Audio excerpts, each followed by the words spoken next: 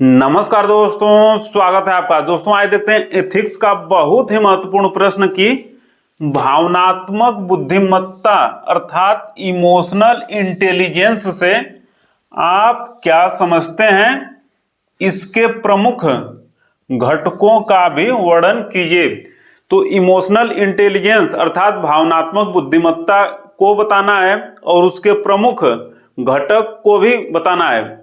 तो बहुत ही आसान है, देखने में केवल कठिन लग रहा है, नाम से केवल कठिन लग रहा है, वास्तव में बहुत आसान परिभाषा है इसकी कि भावनात्मक बुद्धिमत्ता से आशय है कि स्वयं एवं दूसरों की भावनाओं को समझना तथा उनका प्रबंधन करना।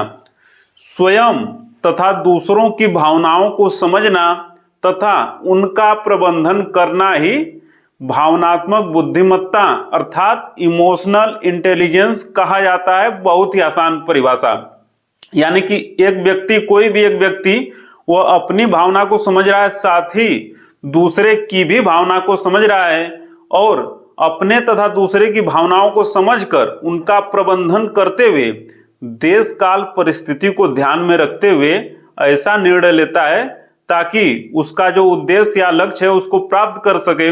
तो इसी को भावनात्मक बुद्धिमत्ता अर्थात इमोशनल इंटेलिजेंस कहा जाता है। बहुत ही आसान परिभाषा।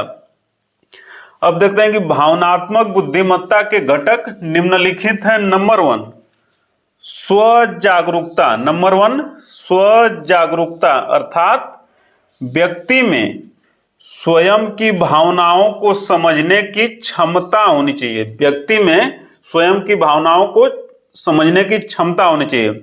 दूसरा आत्म प्रबंधन अर्थात व्यक्ति में भावनाओं, आवेगों इत्यादि के प्रबंधन की क्षमता होनी चाहिए। तो पहला है स्व जागरूकता, दूसरा है आत्म प्रबंधन, तीसरा है आत्म प्रेरणा। तीसरा घटक है इमोशनल इंटेलिजेंस का आत्म प्रेरणा अर्थात व्यक्ति में निर्धारित लक्ष्यों एवं उद्देश्यों की प्राप्ति हेतु निरंतर प्रयासरत रहने की प्रवृत्ति होनी चाहिए।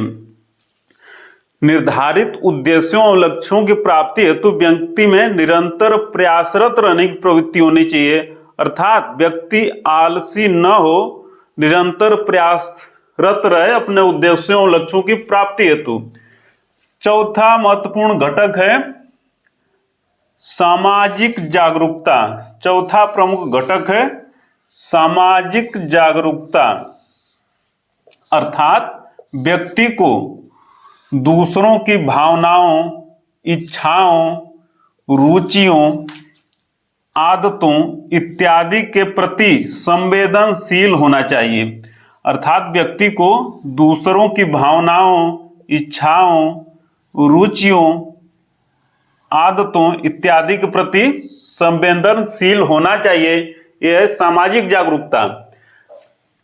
इमोशनल इंटेलिजेंस का पांचवा प्रमुख घटक है संबंध प्रबंधन। संबंध प्रबंधन इसका पांचवा प्रमुख घटक है, अर्थात व्यक्ति में दूसरों को प्रेरित करने, उनके विचार, विश्वास इत्यादि को प्रभावित करने की क्षमता होनी चाहिए।